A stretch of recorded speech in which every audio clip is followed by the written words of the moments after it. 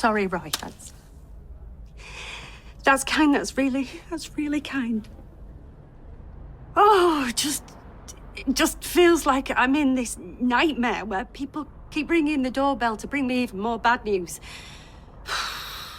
Did Carla tell you that he's run off with all the money from the factory? Oh, dear. Yeah. Maybe she needs a bad news quiche and all. I'll put kettle on, take a pew. The talk of the street. Talk of the street. The talk of the street. Talk of the street. The talk of the street. Talk of the street. The talk of the street. Talk of the street.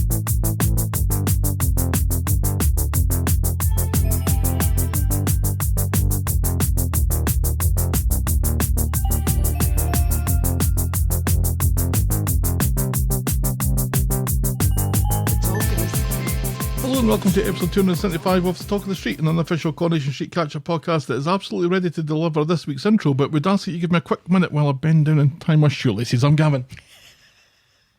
I'm waiting for Stephen to kill you. Oh, there we go. Well, you know how many times you trip up with a shoelace that's undone? Happens practically every day, right? So when you're running away from someone Who's going to murder you? who you can probably handle in a fight, Probably. it's very safety first. That's Yes. all I'm saying. Just safety Right. first. Yes. I'm just glad that at least one person fought Stephen to the best of their abilities this week and did not do anything Are we stupid. diving straight in here? No. No. Just a wee taste. A wee taste of things to come. An amuse-bouche. Yes. How are you this week? I am all right, happily working on the physical media auction.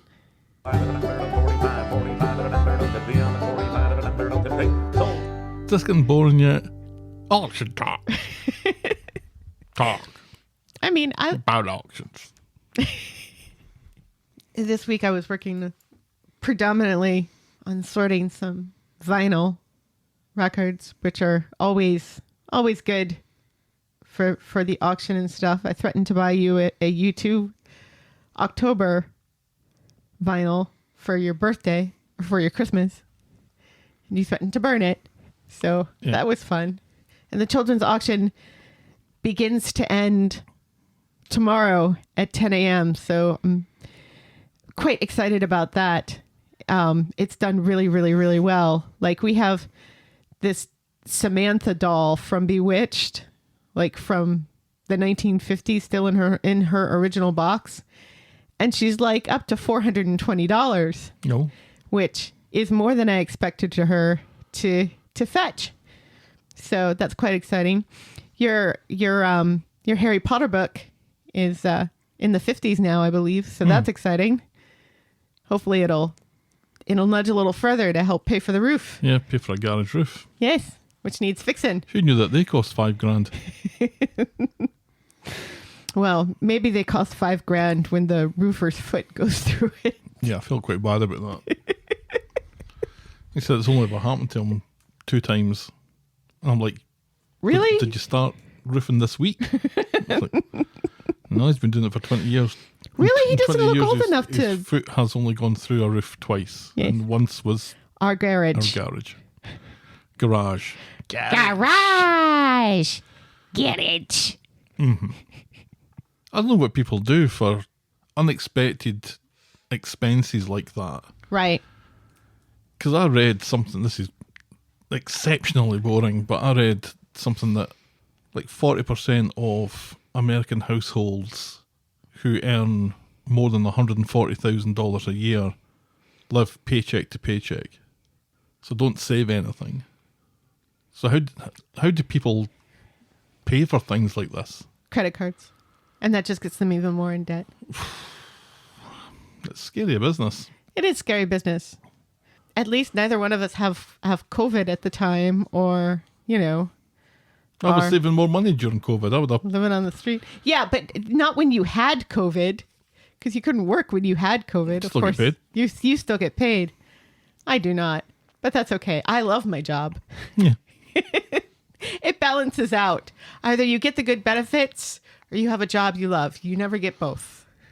You know, it could have been so much worse. There's a lot of people that got a lot more damage than this when that tornado hit last month. Yeah, So, but their insurance is probably paying for it. right. That's what we should have done. We should have waited for a tree to fall on it and then get it fixed. Well, or we could have called, because at least one shingle came off during that You're not going to storm. phone an insurance company for one shingle, though. Well, what is our thing? Well, let's not. It's more than let's not, $5,000. Let's not talk about deductibles. Yeah, our deductible is higher than $5,000, No, isn't of it? course it isn't. What is it? Like $1,000. Really? Mm-hmm. I don't think so. It is, because that's what we paid the last time. Oh, right. Yeah, when you were in Seattle and I had to deal with all of the storm damage Apart from paying for anything. by myself. Apart from paying for anything. You deserved it because you were having fun while we were smelly. Oh, I feel this is going further awry than usual. How are you this week? Besides being $5,000 lighter. That's kind of consumed my entire week. Really puts a dampener on your week when you get an expense like that you're not really expecting, Right. or maybe we're expecting but could do without. Anyway, shall we preamble, my dear? Yes, please. Give us some of that unexpected Corrie news.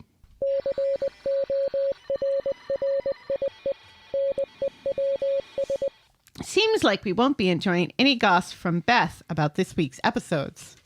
Poor Lisa George will be up for a while as she's down with the COVID. Oh, it's still going about. Yeah, apparently quite a few people on the cast and crew caught COVID like right before Super Soap Week, which is probably why we don't really see very many factory people Right. this week, when we would expect to see lots and lots of factory people, considering all the stuff that has happened. And I was desperate to know what was going on with Stu. No, you Of weren't. course I wasn't. So we wish her a speedy recovery. She's probably already recovered by now, Is but it COVID? It's just a cold now, isn't it? no, Isn't it's it? not. What is it? It's A flu? it's still COVID. Yeah, but it's not as impactful as it once was. My boss got it and didn't stop working. Yeah, well, shortly after lockdown, Stelly got it and she was fine. You should still stay home if you're sick. Oh, you did? Yeah.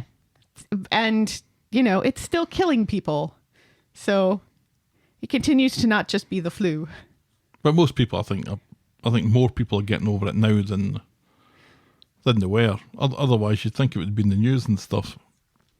Well, I'm sure the news has other things to talk about. And also, we're all pretending that the pandemic is over when it's not really not. Okay, so we shouldn't So, really be talking about it. No. Okay, let's pretend that didn't happen. Well, Barbara Knox has had a lovely 90th birthday in September, but don't expect her to rest on her laurels just yet. She says she has no plans to retire. There's a At program, 90. Barbara at 90, followed on immediately from Coronation Street tonight on Right. ITV. So I haven't seen it yet, but I have seen a couple of clips of it And it's lovely. where she's visited by Norris. Malcolm Hebden and Thelma Barlow, who played Mavis, Uh-huh. which was just Lovely. delightful and lovely. Yeah. Because everybody misses Mavis. You don't, because you don't know who she is. No. But if you did, you would have missed her. Aw. She was Mavis lovely. is a nice name. Yeah, as is Thelma. And Louise. Yeah, congratulations to Barbara Knox. What a legacy. And they showed you some clips from our first ever episode in 62, I think, when she Right. was still Rita Littlewood and an exotic dancer. But not that exotic. Well, maybe not. Not on the screen anyway. Not on screen. But it's like, yeah, she's that's like 7 decades that she's been working. That's phenomenal. Mm-hmm. Good for her. Yes. And so long as they keep on giving her little bits and pieces to do, she had quite a bit to do this week. Yes, she did. Which was nice. Which is nice to see, yeah. So, all very good. Congratulations to her. I'm not sure that I approve of everything Rita did this week, but, it's fine. Right. And it's not Barbara Knox's fault. No. We never blame the actors. There are plenty of other people to blame on the show. And finally, Sally Dinover swapped the cobbles for the couches this week as she joined the Loose Women as a guest panelist on menopause. Yep. And apparently she did quite a good job. There was a lot of praise for it. It's difficult to get Loose Women over here, so. Again, it's the ITV plus VPN. Right. But that ITVX player is just the Garbage. absolute worst dog dirt streaming service. I mean, BritBox has its problems, but it could be so much worse. BritBox rarely cuts out mid-show. Well, that's I true. mean, we spend a lot of time waiting for some episodes to drop on BritBox every Right. now and again, but ITVX is almost unwatchable. Yeah. The STV player's much better, Well, that's good. but you don't get as much to choose from Yeah. on that. So Sally's daughter, Phoebe, her new movie on Netflix just dropped this week as well, and I'm hearing very good things about it. It's called Yeah. Fair Play. So, what a talented family. yes, absolutely. And that's Corrie News. That's Corrie News, and would you believe that leads us quite nicely into our feedback section called Everyone's a Critic.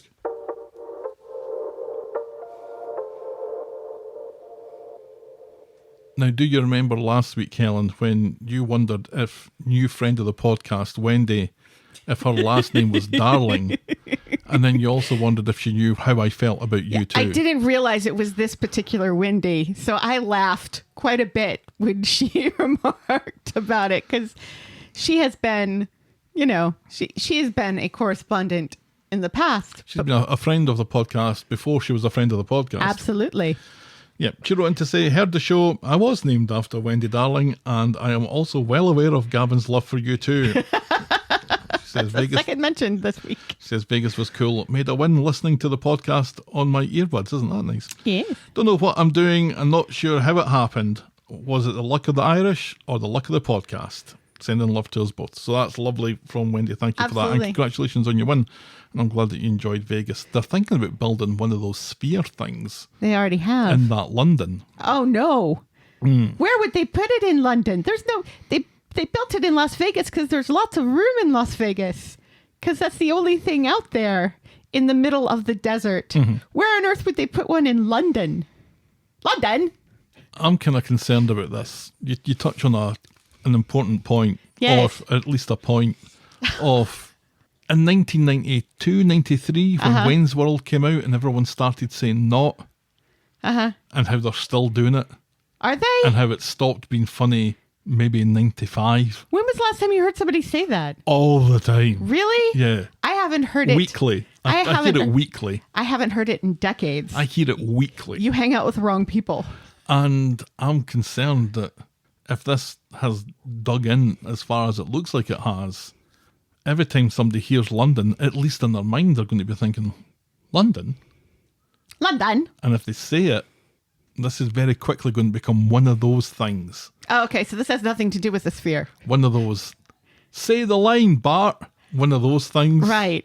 Yes, like how you harass me every time I try to say the 1980s correctly. Yeah, but that hasn't really taken on, has it? No, but it is annoying. Well, I think it's funny. All right. See, I thought you were concerned for London because there's no room for a sphere. Oh, I couldn't care less about London. It's an awful place. I mean, that Ferris wheel. The Millennium Eye, Right. or the London Eye. Yeah. That's annoying enough. This big neon Ferris wheel with no other carnival anything around it, just there by the river, when you have all these other really grand and old things in London, which are lovely on their own without being shown in a blue neon light. And now they're going to build a sphere there? I don't think I'd like to live next door to that sphere. No. Or that Ferris wheel. Anyway, feedback is always welcome, would you believe? Thank you for your missive, Wendy. We appreciate it. Yes, we do. You can send us your thoughts and I will probably read them out on the podcast. Get us at thetalkofthestreet@gmail.com and our DMs are, I think, open at Corrie Podcast. I'm surprised no one's ever sent anything rude in because you keep saying, if you send something to us, I'll read it out. I'm surprised. I do say probably. So there's at least Surprised- some caveat there. You know, like Will Ferrell in Anchorman, where he's just reading out whatever is on the screen. Fuck you, San Diego.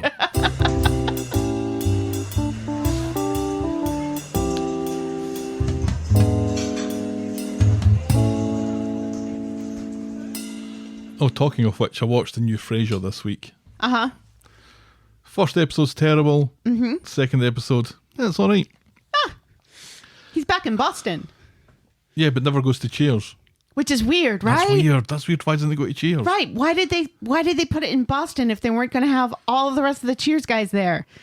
The Talk of the Street is and will always be free on your podcast provider and on the YouTubes. But if you think our show is worth anything more than the time it takes to listen to it, and if you want to show your appreciation, you can buy us next week's coffees by going to ko-fi.com. That's ko-fi.com/the Talk of the Street. You can also sign up to be a friend of the podcast through the same link, where for as little as $2 a month, you can get a mention in the closing credits of each and every episode. So that's quite nice, isn't it, Helen? Yes. Did anybody buy our coffees this week? Oh, no. Oh, okay. Otherwise, I would have mentioned it. Remember, you can always support the podcast for free and get us in front of new listeners by liking, subscribing, rating and reviewing wherever you get your podcasts. And now, this.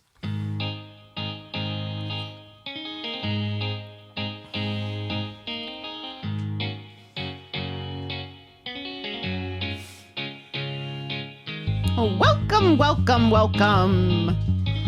welcome to Last Year Tonight with me, John Oliver. Just enough time to quickly talk about geriatric gigolo. Is this Stephen? Or is this Ken? It's Ken!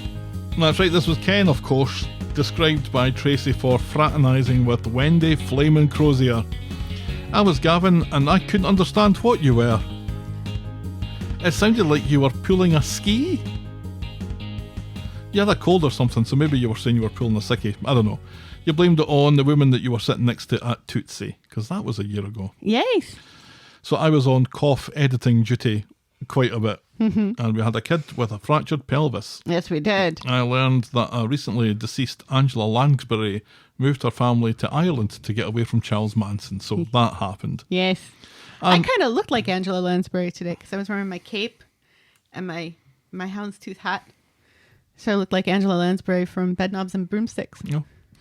Aaron camps out at Summer's house and ignores his phone until the police arrive with some troubling news. Max is furious when he's denied a place at Weddy High and learns that his Iraqi refugee friend has had more success. Tracy is so outraged when she learns that Ken has been seeing Wendy that she cooks them a stuffed marrow. Yikes. Tim and Aggie's friendship grows stronger while Sally's disco aerobics has had an unexpected warm-down session. As the anniversary of Natasha's death approaches, Nick and Leanne receive a visitor request from Harvey Gaskell. Gemma is convinced that Fern is a figment of Benny's imagination. And Remember when Fern was a thing? Yeah. Was that a year ago? It God. was. Yasmin encourages Bridget to visit her dad while Alia and Dee get closer to finding out who really killed Charlie. Eliza has given up the recorder. Mrs. Crawshaw does home visits. And Paul wins crisps. Our moment of the week was Wendy standing up to Tracy about the stuffed marrow, and our boring moment of the week was Ken yelling at Jacob about changing the radio station on his stereo. Oh my God. And that was Coronation Street and the Talk of the Street, this time last year. That was hilarious. Yeah. We'll take a quick break, and we'll be right back with this week's recap. And we're back. Woohoo! Shall we dive in, Yes, my dear? please. And that brings us on to this week's hard debate. Already? Like you said, a little amuse-bouche at the start of the week when I asked, as we prepare for this week's Corrie, who do we think Stephen is dragging down to hell with him? Tim, Peter, somebody else, or nobody? Uh-huh. And this was the tightest voting I think we've ever had in a hard debate. Interesting. Peter was 22%, somebody else was 23.3%. Oh, really? Nobody was 25.2%, and Tim was 29.6%. So Tim Wow. was the winner, but just marginally. I mean, it couldn't Yeah. have been closer to 25% splits there. That's very interesting. Very interesting. Now, this week was essentially one story. Yes. Very difficult to break up into component stories. So Right. I'm just going to go through it. I've tried to rearrange bits that go with each other a little Why? bit better, just so that it flows a little bit better. So, Monday's episode, let's call that Tim's Mum About the House.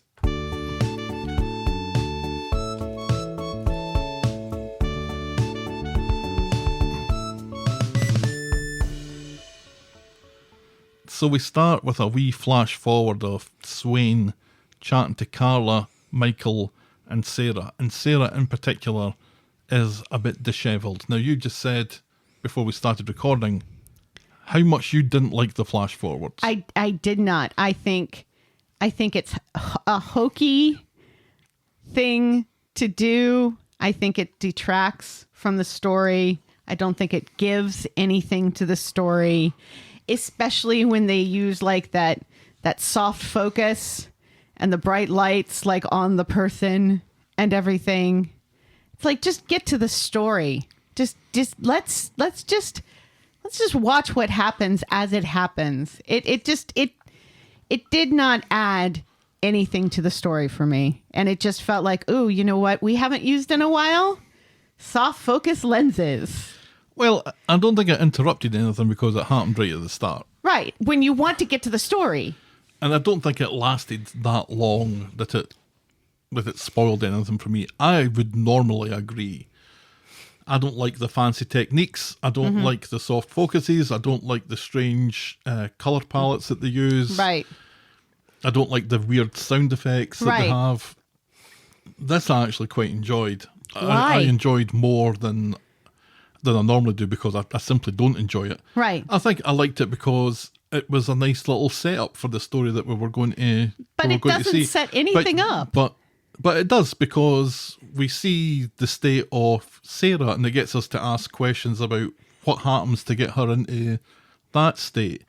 And we see Carla, and Carla's answering questions that makes us wonder what's Michael doing there? You know, it just set a couple of little question marks flying through my head in the opening 30 seconds that we wouldn't normally have had. And I think for me, it worked fine. I would have missed it if it wasn't there. Probably not, but it wasn't a bad little starter for me. Yeah, see, for me, it's like, oh, well, something awful is going to happen because look at Sarah's face. She's, it just seemed like she'd been crying and stuff because we just see the front of her face. We don't see any of the back of her head or anything. And these three people are there because these are the three people that he works the most with in the factory. So, of course, they're going to be interrogated about something that has to do with the person that they work with. And it felt unnecessary. It didn't open up any more questions for me. It just made me impatient to get on with it. Yeah. Especially as it happens every single day. I think with Sarah in particular, it made me wonder, is she now a potential suspect, if you like, for killing Stephen? Because at this point, I'm imagining Stephen's going to die. And I don't think I'd considered that as a possibility before. So for the rest of the week, I'm kind of paying close attention to what Sarah's going to be doing and where she's... Because at the start of the week, she doesn't seem to be anywhere near the trajectory of this, but she's obviously going to be part of it as it moves forward. So, right, I mean, so it's kind of spoilery. Not really, because it doesn't really give all that much away. Right, but it was enticing, I felt. And I feel like flash forwards are becoming par for the course on Super Soap Week, not just for Coronation Street, but for Emmerdale as well. Well, they're dumb, and I don't like them. And EastEnders is doing a flash forward to Christmas that it did months ago. So, which is dumb. Just give me a story. Well, just not for you. Let's say that. No. At Rita's, Jenny is fixing Stephen's tie ahead of his day at work. She chats about their future in Thailand, and he claims to be daydreaming about fishing. Thailand. He's fishing, all right. Yeah, and ties. You see what they did? He's fishing, all right, for information of people in the area who are anglers. Like Tim, perhaps? No chances, Jenny. You wouldn't catch Tim dead down that canal. Ha ha! Ha ha ha ha ha! But she's also like, oh, fishing is hard work. Tim would never do that. Fishing is not hard work. The hardest thing is sticking the worm on the hook. And then you just sit there. Far too much hard work hours. for Tim. He'd be sitting there for hours drinking beer and listening to the radio. And that's it. And hanging out with his pals. It's exactly what I can see Tim doing. Right, at number 4, Tim is actually doing some hard work, looking for a tagine to cook Sally a special anniversary tea. He's got her a card with a banana on it. Happy bananiversary. And Sally is already disappointed. Right. Yeah. Because she's not me. If you got me a happy bananiversary card, I would be laughing about it months after our anniversary Oh, well. because Keep your fingers crossed for because- July then. bananas are hilarious. Bananas are quite. They're the funniest fruit. They are. Later, Tim is already struggling with the ingredients in the recipe. Kevin comes in with great news. He has box tickets for the county game tonight with a special guest of Tommy O. Ooh. Tim's mum reminds him that he has his anniversary dinner to make, so Tim has to decline. But Kev leaves the ticket with him just in case he changes his mind. Kev knows Tim. Oh, we're setting things up here, aren't we? Not very subtly, are we? I think we're going to disagree quite a bit tonight, aren't we? At Carla's, Peter is shocked that Carla will be taking the advice of the police and taking a step back away from Stephen, or at least trying to incriminate him. Peter says no one told him to take a step back, and he offers to rearrange Stephen's teeth until he gets a confession out of him. He's further shocked to learn that Carla intends to go to work, but she promises to be careful. In Nina's roles, Jenny's chatting loudly about the move, but Stephen asks her to keep it under her hat until he gets a chance to tie up some loose ends before handing his resignation in to Carla. Brian and Mary approach looking for help to clean the canal ahead of the council dredging it, and this makes Stephen shit himself, and he puts his name down on Brian's clipboard to get more information. It seems that the bit Stephen is particularly interested in won't be hit until next August, though, at Mortimer Lock. Yes. Very careful to say Mortimer Lock there. Yes. In the factory, Stephen has jammed the printer. Oh, for fuck's sake. So Michael has to help. Sarah is also there when Carla comes in to apologise for her outburst last week. She no longer thinks Stephen was responsible for getting her hair tripping balls, and she now suspects Rufus was behind it. Stephen is suspicious, and Michael and Sarah are confused why Rufus would do such a thing. Stephen, though, doesn't hold a grudge. Meanwhile, Michael has fixed the printer and hands Stephen a piece of paper, and when they're all gone, Carla goes through the bin and finds something of interest. Yes. Why Michael didn't see it and say, hey, what's this about Thailand? Right there. Well, Michael is rhapsody. stupid. So stupid. So very, very stupid. And this is really the least of his bothers this week. This is true.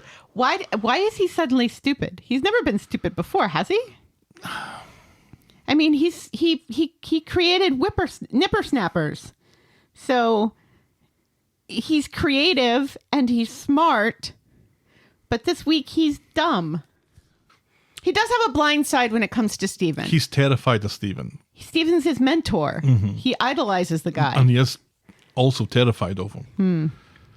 So, yeah, maybe that answers that question, but he definitely lets a few things slip that perhaps he shouldn't have. At Streetcars, Peter and Tim are chatting when Brian comes along, still looking for more volunteers for that canal thing. He only has Stephen's name so far. Peter basically calls Stephen a prick, which gets Tim interested. But why's Peter got such a low opinion of Stephen? But Peter dismisses it, and he wanders away.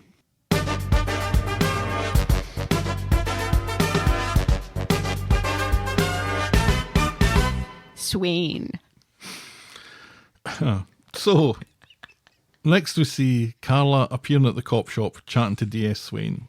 Her scrap piece of paper that she pulled out the bin was a one-way ticket for Stephen to Thailand.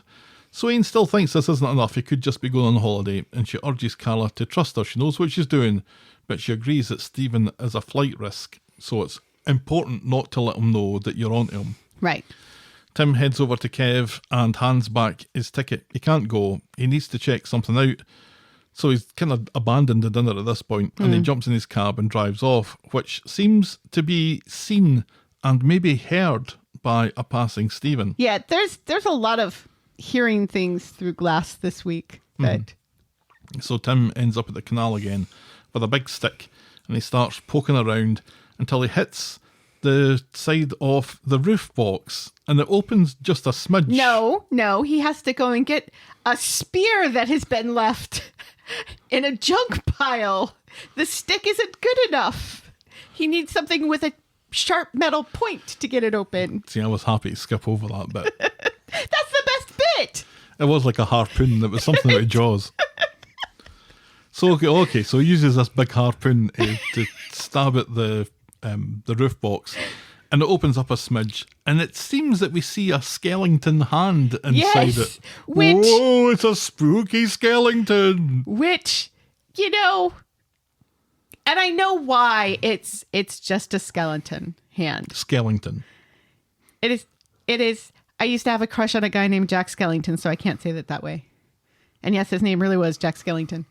They're in real life, especially since it's been protected from fish by being in the case, there'd still be flesh on that hand. There'd be a bit of flesh in the bones, yeah. Right, but they can't show... Or decompose. They can't show Right. gore No. on this television, on this soap opera. I wish they could. Yeah, unfortunately. But they can't.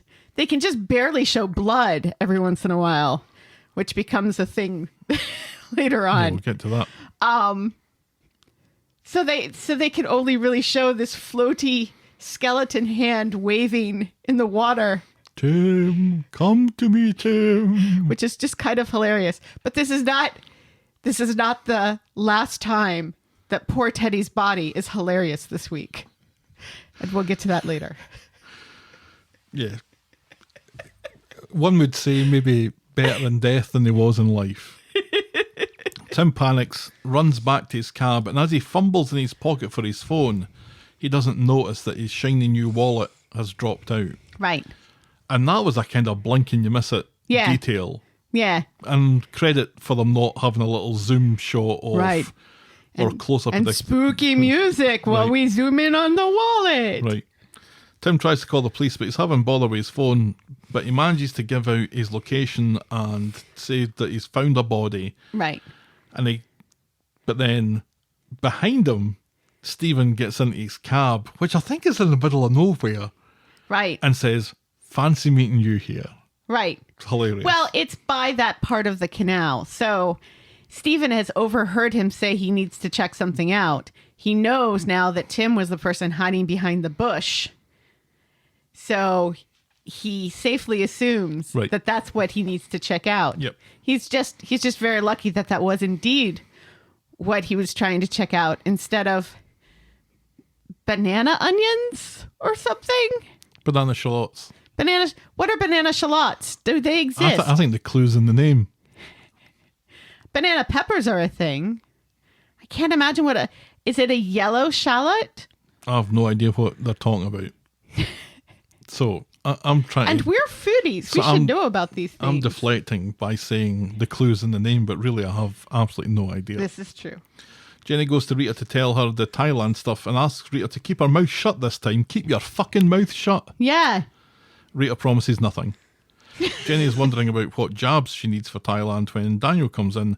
He seems intrigued by the back end of this conversation. Jenny says that she's doing boxercise. That's what they were talking about. Right. About jabbing. Okay, says Daniel. Right. Why she doesn't say, "Oh, I need to update my COVID vaccine," which would have been a lot more believable. Sarah's in Nina's roles chatting to Roy about Carla's backtracking. Something just doesn't make sense to her that Carla would switch like that. Roy's surprised too that Carla has let go, but has no reason to doubt Stephen's integrity. Is it normal to see Roy sitting chatting with Sarah No, about? it's very, very It was unusual. weird, wasn't Yeah, it? it's very It was unusual. weird. Mhm. It was weird.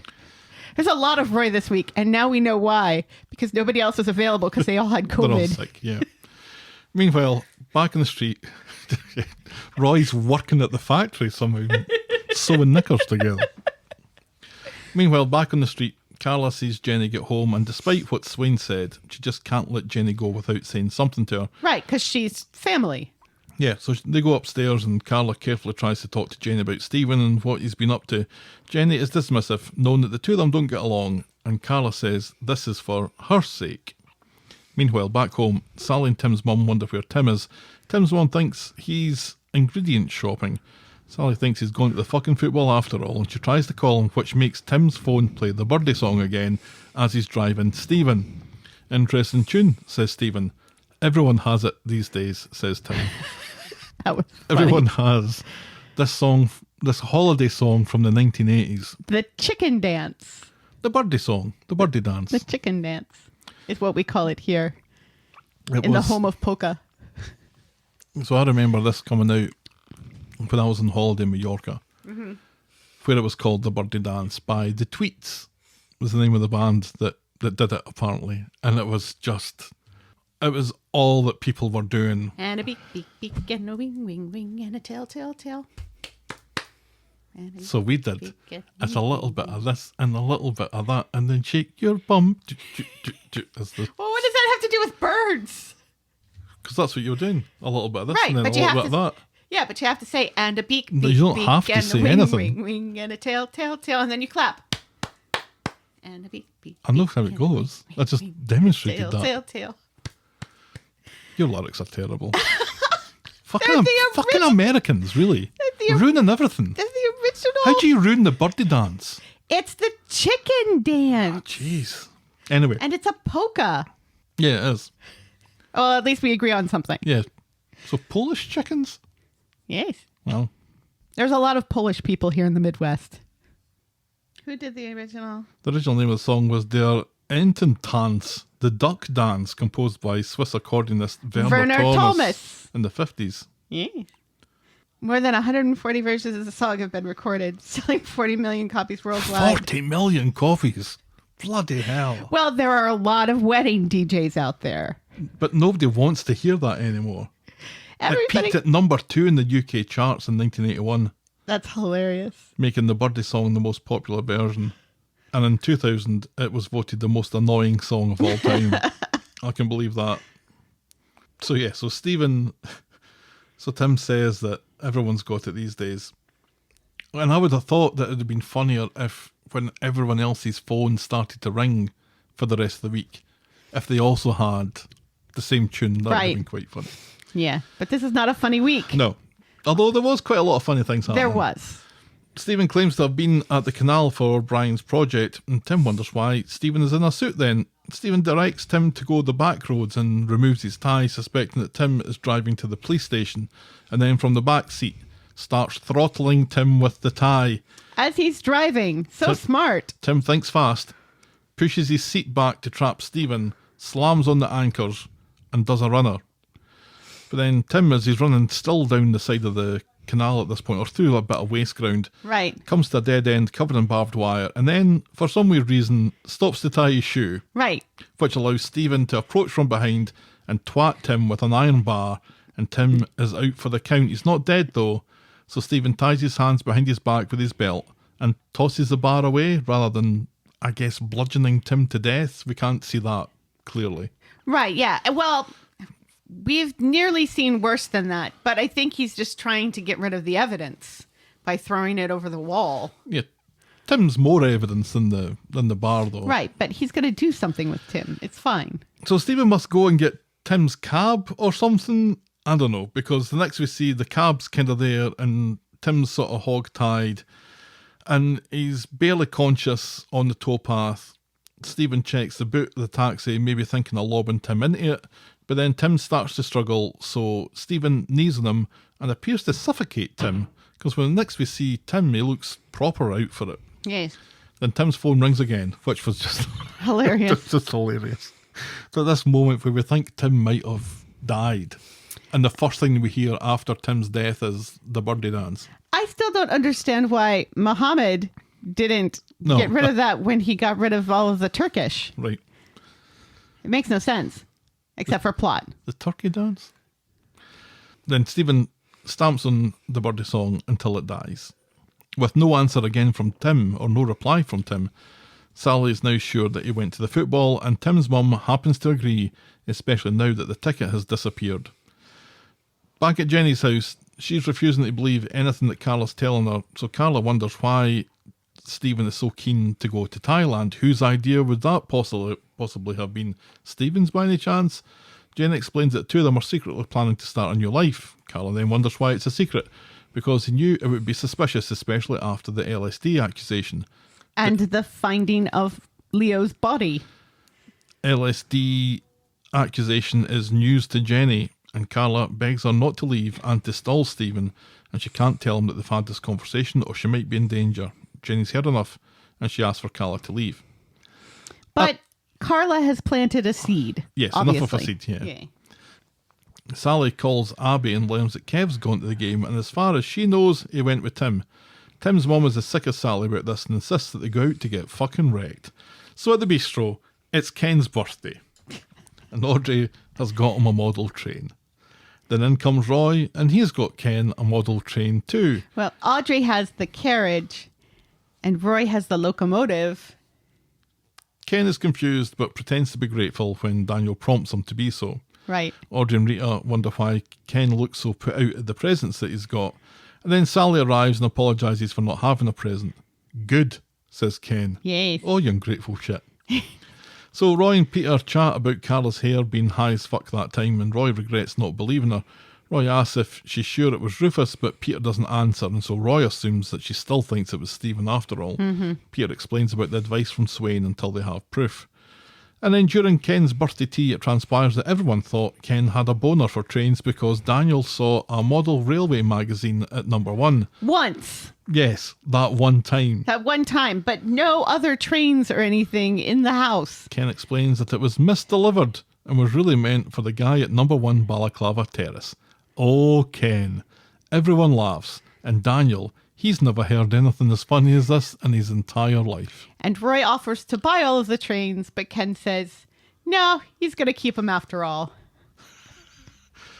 Well, thank goodness for that. For the humor factor, apparently.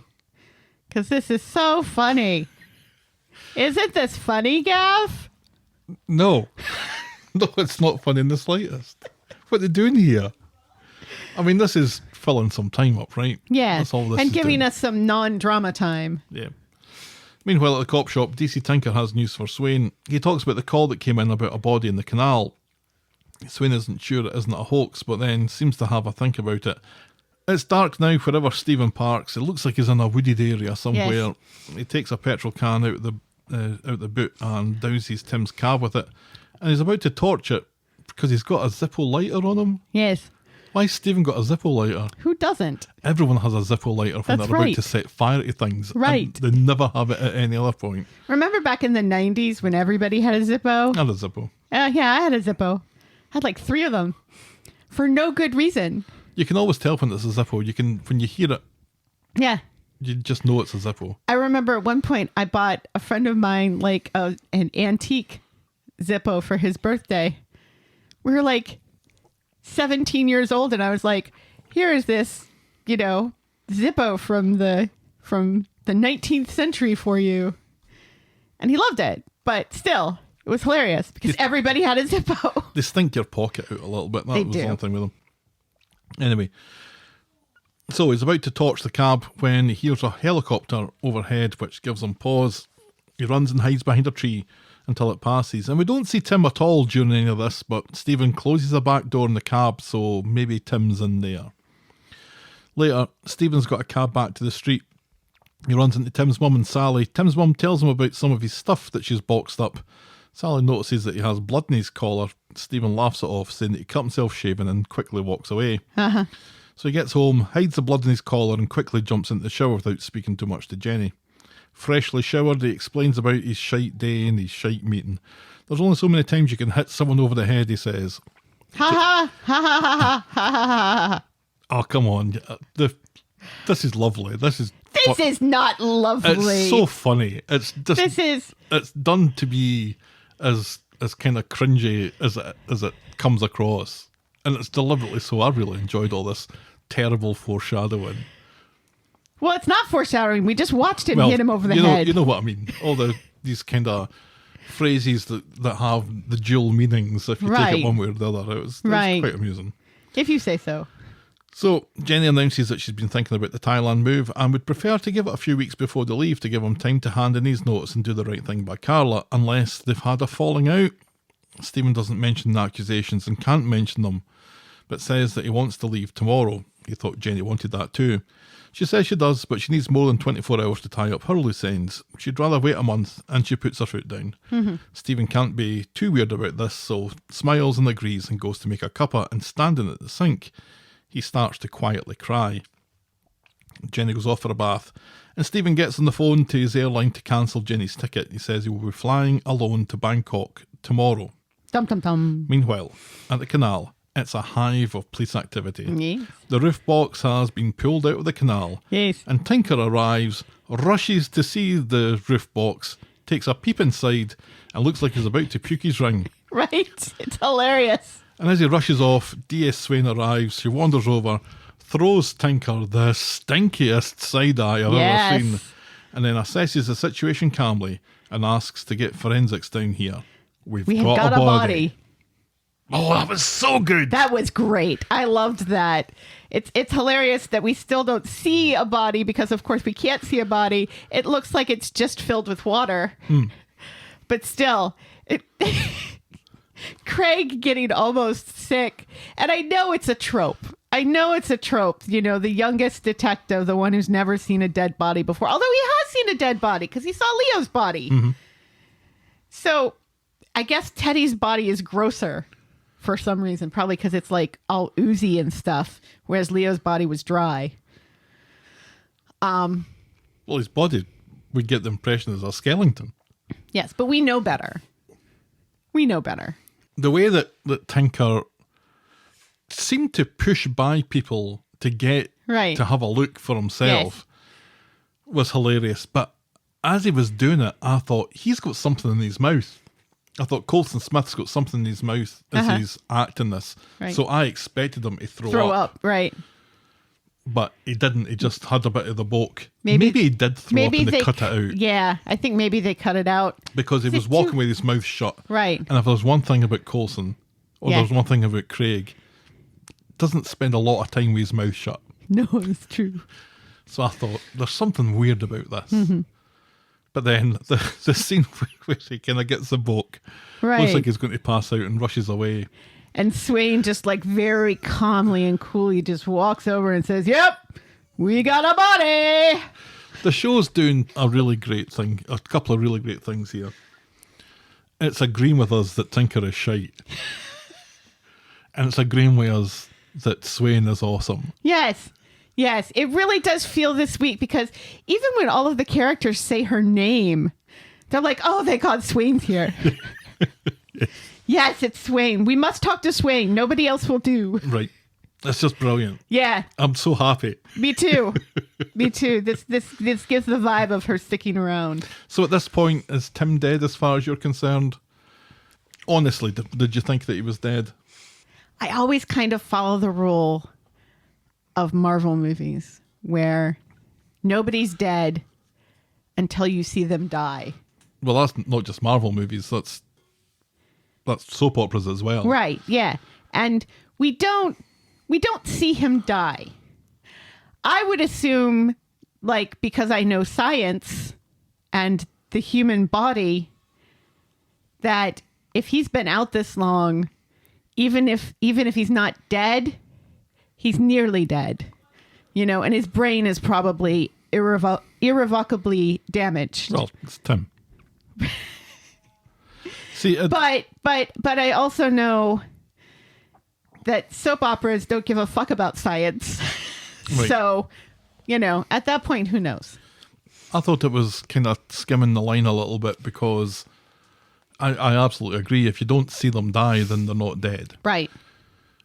But I thought, did we see him die though? And we just didn't realise that he was dead. Because when Stephen's having his second go at him, Right. and we see him, he looks more than just passed out after Right. the kind of strangling or the smothering Right, thing that yeah. goes on. So I thought, well, maybe we did see him die. Right. He should be dead. Maybe that was him dead. Let's at least say that. He should be dead.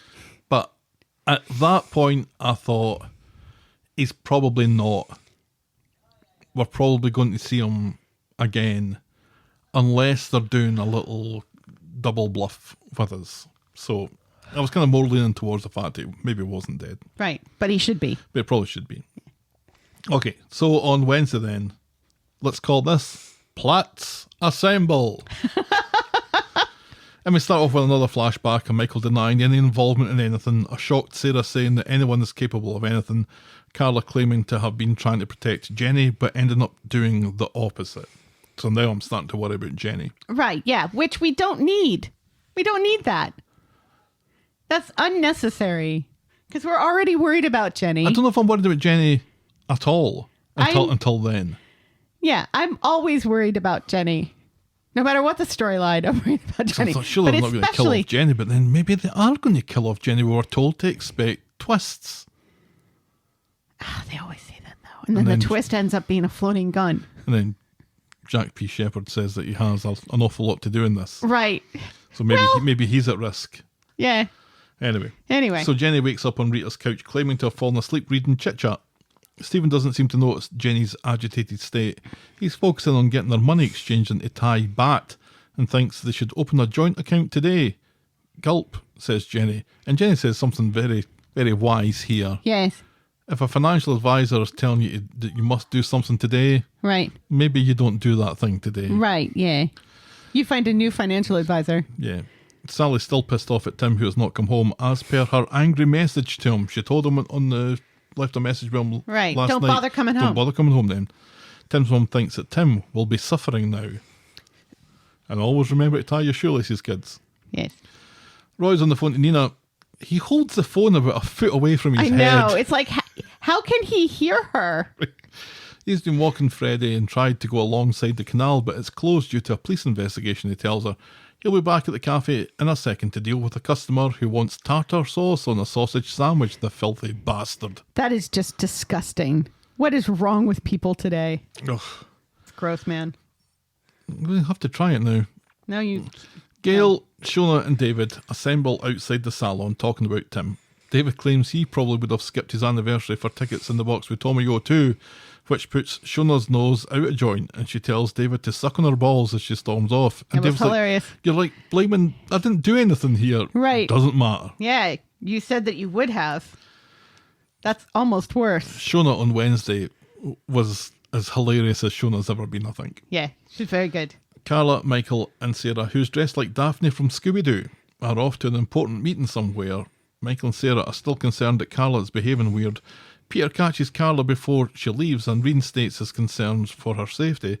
Carla insists on doing as the police advise and tells him to let it go for the time being. Meanwhile, Stephen is packing up a man bag with a photo of Jenny and his Canadian passport, which apparently is a thing. When Jenny comes in, Why wouldn't it be a he thing? claims to have found a great deal that they need to take today and asks for her to give him her savings. She's understandably concerned and puts him off, and when he leaves, she begins to cry, realising that everything Carla warned about him was true. Notably, he doesn't take his man bag with him, which Correct. again was just a little detail that they just let hang there Right. in plain sight without Yep. drawing too much attention to it. Correct. Gail meets up with Sally to talk about Tim's whereabouts. Sally wouldn't be surprised if he sneaks back home when he knows that she's going to be out at work, which does sound like a Tim thing to do. Absolutely. They spot a hungover Kev who is so hungover. He is. And he confirms that Tim didn't go to the match last night at all and his ticket actually went to Kirk. Stephen comes out of Rita's and overhears this, offering his services if there's anything that he can do. Oh my God, the brass neck of that. Ugh, so creepy. So very, very creepy. Back at the cafe, Nina and Roy are looking around photos Brian took at the canal where forensics are out with their white tents. Nina hears Gail, Tim's mum, and Sally chat about missing Tim and tell him about the police activity at the canal. In the factory, Stephen is trying to move all the money from the online account, but his access code has been denied for some reason, so he concocts a story about them running into financial and potentially criminal issues if they don't settle an invoice. So he manages to talk Michael into giving out his code, and Michael doesn't want to do this to start with, Right. but Stephen pretends to be on the phone with Carla. Right. With his phone completely black the whole time. It's like, Michael, do you not see that? Do you not see that, Michael? Well, it's enough. You don't hear Carla speaking back to him, which you would do. No. It's a very difficult situation, though, isn't it? Because your boss is asking you to do something wrong. You don't. It's like when we were asked to give, like back in the day, when tech needed to fix your PC at work and they'd ask for your password, so you just write it down on a piece of post-it for them. Well, you kind of have You'd to. never do that. You'd never do that now. They have to find other ways of doing it. You can't give out your password, not even to the tech guys. Yeah. Which you should never do, kids. Never give out your password. And don't write it down. Nobody remembers their password anyway. That's why you need a password manager. So if a password manager wants to sponsor the podcast, we've got a little 5-second gap that we need to fill. So the three sleuths, Sally, Gail. Tim's mum, They head to the canal but don't get any information from the police about a body that's been found, and they're advised to go to the police station and report Tim missing. As they leave though, Gail is able to see a familiar looking roof box on the side of the canal. I mean, all roof boxes kind of look the same, don't they? Oh. The business meeting is taking place in the Rape Hotel when Carla gets a text notification letting her know Classy. that Michael has withdrawn £250,000 from the factory account, cleaning it out. Completely. Carla makes her excuses and she and Sarah rush off, leaving the client somewhat discombobulated. Right. At the police station, the three women chat loudly about Tim as Swain passes by. She can't give out information about the case either, but she's able to confirm that if someone spoke to Tim yesterday, it's very unlikely that he's the body that they found, Right. which was hilarious. Yeah. Back at the factory, Carla is about to throttle Michael within an inch of his life, who, let's remember, made a shit cup of tea last week too, so his jacket is already on a sugary peg. Carla is fucking furious. Yes.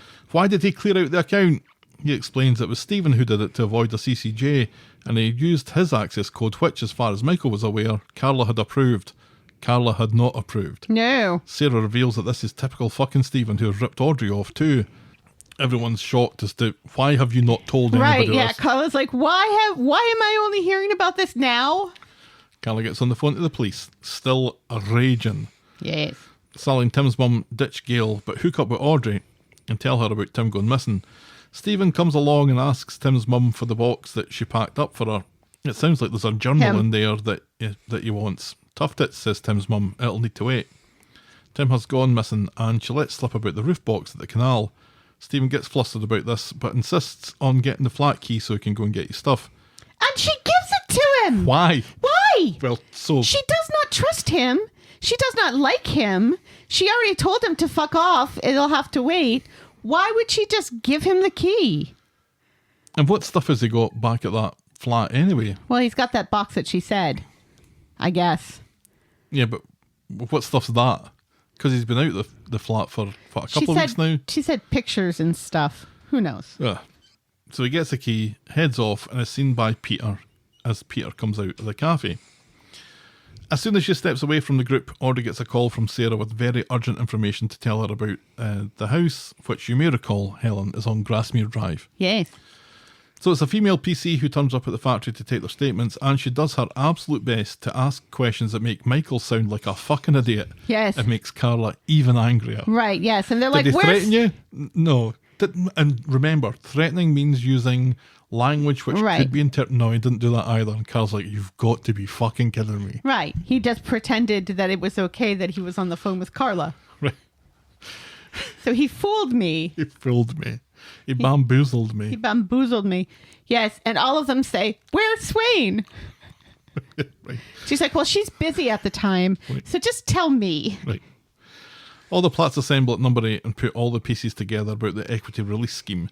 Gail is sure to mention that Stephen won't be the first member of the family who's tried to steal from Audrey, and that was hilarious. That was hilarious because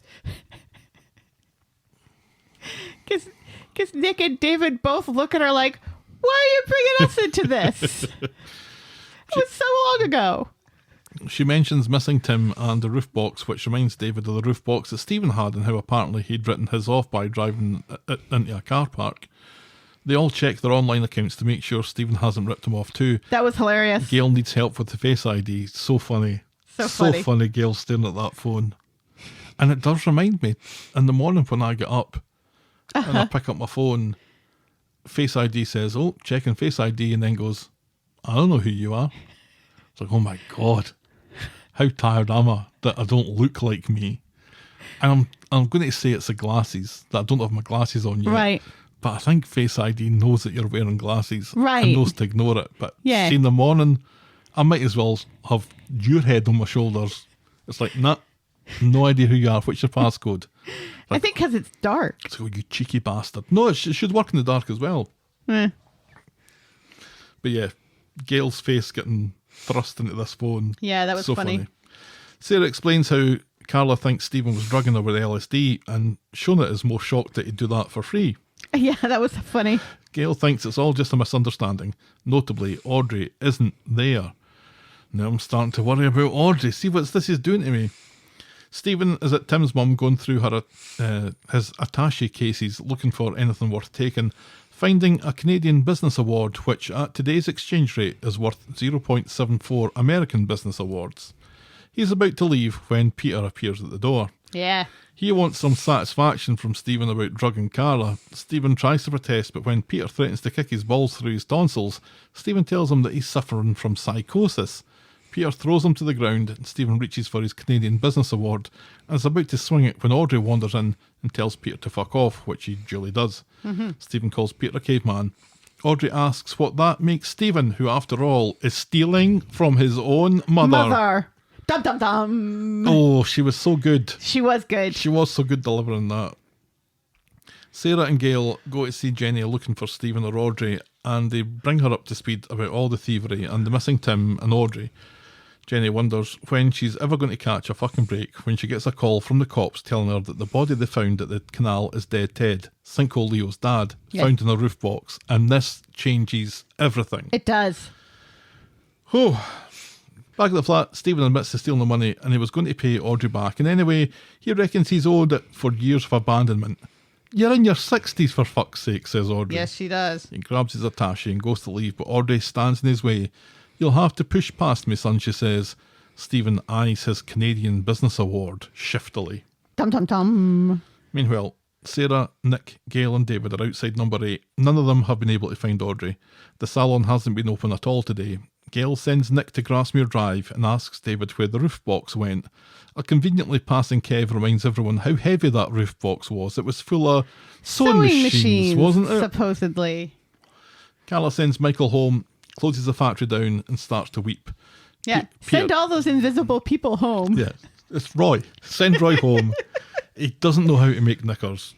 In fact, he's just making matters worse. And he's so uncomfortable while trying to do it. Peter arrives and she tells him everything that's happened. Meanwhile, the Platts have sucked Tim's mum back into their trajectory and they learn that Stephen got the keys to her flat. A furious Peter storms by, spitting feathers that he didn't take care of Stephen when he had the chance before Audrey got in the way. A positive sighting of Audrey gives the Platts something to work with. So in the cafe, Sally's sick of listening to Shona talk about everything Stephen's been up to. Nowadays, everybody want to talk like they got something to say, but nothing comes out when they move their lips. Just a bunch of gibberish. The motherfuckers act like they forgot about Tim, says Sally. Roy provides an ear as Sally wishes she'd never left him that nasty message. Again, Roy. Speaking to Sally. Roy and Sally makes more sense than Roy and Sarah. Well, yes, but still, it's like Roy is the only person who Roy and Nina are the only people on the street who aren't a Platt or Sally and Tim's mum or Kevin. And did Nina come in on Wednesday? Yeah, she did. Yes, she did. So, Roy suggests that Sally draws up a list of the places that Tim might be and the people that he might have spoken to. So, Sally takes his order pad and uses that to make her notes. Right. Leaving Roy going, well, what am I supposed to use now? Right. Well, Roy gave it to her. Yeah. And then he has to write down a whole order while Shona goes to find Audrey. And he looks back longingly at his pad. That was funny. Yep. So the Platts and Peter go to Tim's mum's flat and Peter kicks the door in, but there's no sign of anyone. Just the Canadian Business Award on the floor. Broken and with blood on it. Outside, David finally says what they've all been thinking, that Stephen killed Leo and Teddy. And as they chat about the possibilities, Stephen is at the tram station and sneaks into a taxi that drives off, going right by them. Right. Stephen takes a moment to deride the taxi driver for turning up late, which again was pretty amusing. Yes, which we hear while we're across the street and it's inside of a taxi cab. So the Platts and Peter go to the salon and eventually discover that Audrey is inside lying low for some reason, claiming that this is all her fault. Carla comes along and is brought up to speed about the suspicions, and Peter is brought up to speed about the theft from the factory. Audrey says this is all down to Stephen's pride and explains that Stephen's left. Peter heads to his cab and decides to go to Manchester Airport. As Peter leaves, Swain arrives and she goes into the salon just as Audrey is telling everyone to shut the fuck up about Stephen being a murderer. Swain doesn't hang around too long either. She gets a call letting her know that Stephen has tickets for Thailand leaving in an hour, and so she hightails it to Manchester Airport too. But when we next see Stephen, he's at an airport all right, but it's Liverpool, not Manchester. And I thought that was brilliant. The Liverpool John Lennon Airport. I love that. What a fantastic bit of misdirection that was. Absolutely, yeah. Oh, just, no, everyone is going to the wrong airport. It was beautifully done. Yeah. Yeah, the timing isn't exactly right. What do you mean? Well, the short amount of time it took him to get to the Liverpool airport, and then later on, the short amount of time it takes him to get back from Manchester back to Liverpool, or back from Liverpool back to Manchester. Seemingly Liverpool airport's not that far from Manchester. The two airports are like 15 minutes apart. Right. But how far is the Liverpool airport from Coronation Street in Manchester? Yeah, I don't think it's as far as you think, but it's probably Longer than a cup of tea and a piece of quiche. probably. So Roy goes round to see Jenny and takes her a bad news quiche. It's broccoli and Stilton, and see, as soon as he said that, I thought, That sounds I lovely. could really go for a broccoli and Stilton quiche. Oh, I was so disappointed when I went to the bakery today, because typically they have like these mini quiches that I like to get A mini quiche is for my just for my brilliant. lunch on Fridays, and they were all out. And then, of course, the Bolinkas were covered with cinnamon as opposed to glaze and chocolate. So you ate it though, Right, it was fine. It wasn't as good as the regular ones, but right? yeah, wee mini quiche is just so good. Remember, Right. aunties in town used to do mini quiches. Yeah. Oh, so good. You have to go early. You just have to go early. Yeah. I like to go a little bit later because it makes it easier to pick what I'm going to get, you know, because I feel very magnanimous saying, I'll take those last two Persians off your hand, and the pumpkin scones, sure, throw them in. Oh, it's an excuse to buy more things. Gotcha. So anyway, Jenny appreciates the kindness and pops the kettle on. She's had a fucking day and a half, and the last couple of years have been pretty shite too. That's true. Stephen is a thief and a swindler, and maybe even worse. Stephen goes to get himself on a flight to Frankfurt and then a connection to Thailand, and it's all going swimmingly until the sales assistant asks for his passport, but all he has in his possession is his passport cover. Yeah. The passport we last saw taken out back at Jenny's, and we're like, so did Jenny steal this? Because we didn't see it. No. But like I said, the bag that he put it in was left in plain sight, and he Yes. left, so she definitely had the opportunity to do it. Yes, she did. Back at the cafe, Sally has roped Kev in on finding Tim and calling round people. Tim's mum comes in and Sally's just about had enough of her, seeing how little she cares about Tim. Tim's mum explains that she's been with a very distraught Audrey and explains that they all have reason to believe that Stephen is responsible for the deaths of Sinkhole Leo, Teddy, and Rufus Houndstooth. Kev doesn't know who any of these people are, but Sally is now very worried because Tim was deliberately putting himself in Stephen's way. What if he's been killed too? And Roy eventually leaves Jenny's, and Jenny walks him to the street, thanking him for the quiche and his kindness, and she thinks that she's over the worst of her crappy day. But as Roy wanders off and Jenny goes back into Rita's, we see a shadowy shoulder hanging around, watching them.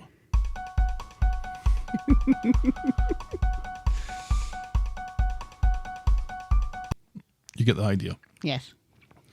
So that's Wednesday's episode. Mm-hmm. Now, if this was a Lord of the Rings, and it very nearly was, this was definitely the Two Towers, wasn't it? I found this, I mean, I really enjoyed. Are the Platts the hobbits? Sure. 'Cause Jack is definitely He's got hairy feet. Yeah, short sure. enough and has hairy feet. This was lots of people going from place to place, finding out a little bit more of the story, And then going to another place. and telling somebody else the bits that they found out Right. while they find out what the other person knows. Right. So as we were watching it on Wednesday, it was tricky to follow who knows what Right. when. Yes. So there was some little moments where like, I think when they suddenly decided that Stephen was a murderer, I wasn't sure if all the people who had said the things knew enough of the whole thing to know that that was a possibility. Well, it's David who thinks it first. David is the first one to verbally make a connection with the car box. I feel that he's been dying to say that for the whole episode. Yes. But remember on Monday, Gail does look at that car box for a long time. She does. So it kind of feels like she might have a niggle too. She just won't say it because this is her brother. Yeah, because when you think of all the players who have some knowledge here. Right. You've got Sally, you've got Tim's mum, you've got Peter, Carla, Michael, Sarah. Even Kevin. David. Who reminds everybody how heavy the cargo box was. Kevin shows up. I mean, I think I'm at 8 people without really thinking about it too much. There's more who all know a little bit about the story. Right. Who are all involved in Wednesday in some way or another. Who are all sharing information. If they'd all got together in the middle of the street and talked about what they knew, they would have figured this whole thing out in half an hour or so. As it turns out, it takes a whole day for them all to move about. Right. And I think having Sarah dressed absolutely like Daphne from Scooby-Doo did give the Platts a bit of a Scooby-Doo vibe. And there was quite a few little memes that were popping up on Twitter kind of accentuating that fact that I found was quite funny. Was Jack Scrappy-Doo? And then Nick would be Scooby. Was Nick Shaggy? No, he's too well dressed. He's Scooby. If Sarah is Daphne, then who's Velma? Gail. Gail? Gail. They've got the same hair. Yeah, pretty much. Only Velma's is pushed back a little bit. But they both have like the poofy. And the polo necks. They've both got the polo necks. That's right. Although Gail's is not orange. It's not orange, yeah. But still, no. The style is the same. Nick is Fred. Because they're both well dressed. I can see Nick wearing an ascot. Oh, yeah. He was wearing braces, or suspenders if you prefer. Mm-hmm. I this do. Episode. I thought if Tim was alive, we'd maybe see him after Sally became worried that he maybe would be a victim too. Right. And the fact that we didn't see him actually made me think he's more likely to be alive now. Really? Because it's been 3 days. He has had no food or water. He's been trapped in a trunk with minimal oxygen. This is all 2 days. This is Monday was the first day, Wednesday's day 2, and Friday's also day 2. So the whole thing is told in 2 days. Really? So in roughly 24 hours. Yeah. Because Jenny falls asleep and it's nighttime and then she wakes up and it's another day. She wakes up, and that's the start of Wednesday's episode. So Monday's on one day, Wednesday's half of a day, and Friday is the other half of the day. Yeah. Still, you can't go without water that long, can you? Yeah, probably. But and also the fact that we don't see him felt too deliberate. But then when we see the shoulder appear, Tim was wearing a jacket very much like Stephen's as well. So there was a chance that was going to be Tim. Right. Which would have been a silly way to have Tim come back. It would have been dumb. Yeah. Right. Yeah. I mean, wait, when is the dog walker? Is that Friday? Yeah. Okay. Yeah, we're still to get to that. Okay. Let's jump into that now. So Friday's episode, for the sake of prosperity? For the sake of Auld Lang Syne, let's call this one Canadian Psycho. Okay. More flashbacks, Peter, Michael, Sarah, all talking about Stephen and what he was capable of. Right, yeah, which is dumb, because we already know what he's capable of. We know what you think about that. On Stephen. It's dumb. Stephen sneaks back to the street, managing to avoid the dozy coppers and Michael who are there. Right, yeah, he's just like barely around the corner. From the cabin. Got to be visible. And like, there are cops walking around and all of them, all of their radios are on and all of them are saying, be on the lookout for Stephen Reed. Nobody sees him. No. Nobody looks out their window and says, there he is. He dodges down the gunnel and legs it. Meanwhile, Rita's with Jenny.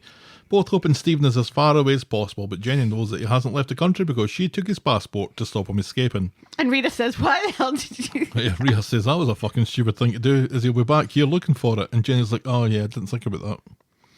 At number 8, Shona wants to get wired into the booze. Audrey looks like she needs a stiff one. Oh, but not like that. Gail puts the kibosh on that until they've spoken to the cops again. They all think Stephen is out the country too, but they're all going to stay there tonight to be safe, except Nick, because Nick hates them all. Sarah thinks that they've seen the last of Stephen, but Audrey's still giving them the benefit of the doubt. Peter's out in his cab and hasn't found Stephen at the airport. He doesn't think Stephen has left the country and hopes that he's still here so he can break his face. Carla just wants Peter to come home. So Sally and Tim's mum are at the cop shop to grass Stephen up for being responsible for Tim's disappearance. Swain appears and asks for a quiet word with them both, and I'm like, now I'm worried about Tim. But in the little interview room, Sally explains that Tim and Stephen's relationship was kind of fraught, and Tim's mum's relationship with Stephen was kind of fraught too, with all the shite with insurance and all that sort of stuff that was going on. And they share their suspicions of Stephen's murder spree. Swain reveals that they found Tim's wallet, but no Tim. Sally remembers the blood on Stephen's collar from earlier. What if that blood was Tim's?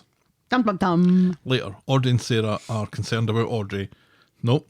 Later, Nick and Sarah are concerned about Audrey, so Shona goes to keep an eye on her. And privately, Nick, David and Sarah are convinced that Stephen is a murderer, which at least put whatever they've done in the past into perspective. Yes. Peter gets home to find Carla resigned to the fact that the factory is fucked and insurance isn't going to cover anything because Michael handed the code to Stephen. Right. And then Peter gets a call from a fellow cabbie with a lead. Peter goes to the Platts. I love the cabbie network. Yeah. It's like the Assassins Network in John Wick. Oh, I haven't seen John Wick. Have you? You don't like Keanu Reeves. Since when? You've always said that he's a shit actor. Oh, he's a terrible actor, yeah. He's a nice person, though. I'm sure he is. His mother speaks very highly of him. Yes. Peter goes to tell the Platts about his cabbie mate who took Stephen to Liverpool and then brought him back to Weatherfield. He's also told the cops. Then Shona gets on the phone to tell Sarah, but Sarah has left her phone at number 8, like you would. Mm-hmm. Sarah. I know, it was ridiculous when, like, her phone starts to ring under the pillow, and I was like, oh, you've got to be kidding me. I thought we were going to get through a whole week with no one accidentally leaving their phone somewhere that they shouldn't have. Doesn't somebody accidentally leave their phone on silent as well at some point this week? I don't remember that. So Jenny and Rita decamp to Roy's for safety for the next couple of hours. As they pass the Rovers, Jenny hears a noise from inside the boarded up pub and she heads off to check around the back. Round the back, Jenny finds the door open. Rita worries that it's Stephen, but Jenny goes in anyway, but comes back out quickly. And then there's a jump scare when Dylan and Mason, that fucking prick, they rush out. I thought that was quite a nice touch because they thought about doing this, was it last week? Right, yeah, it was last week. So them doing this, right. We were told they were going to do it, so it kind of made sense. Yeah. So Jenny goes back in to see if they've done any damage, plus the plot said that she had to. Right, and Rita says, why don't you phone the police? But rather than call the police, she calls Sean to grass up Dylan. Yes, which is good. Yeah. Sally and Tim's mum were back home, frantic with worry. Tim's mum is the first person to think of Faye this week, but they decide to go Tim hunting again rather than call her. Tim's mum is going to call her, I guess, in the car? Yeah, so she says. Yeah. Adam comes round to number 8. And now it seems Sarah has gone walkabout between picking up Harry and getting home. Back in the pub, the electricity is out. Jenny starts to clear up some of the mess and she takes a little drink to toast Johnny.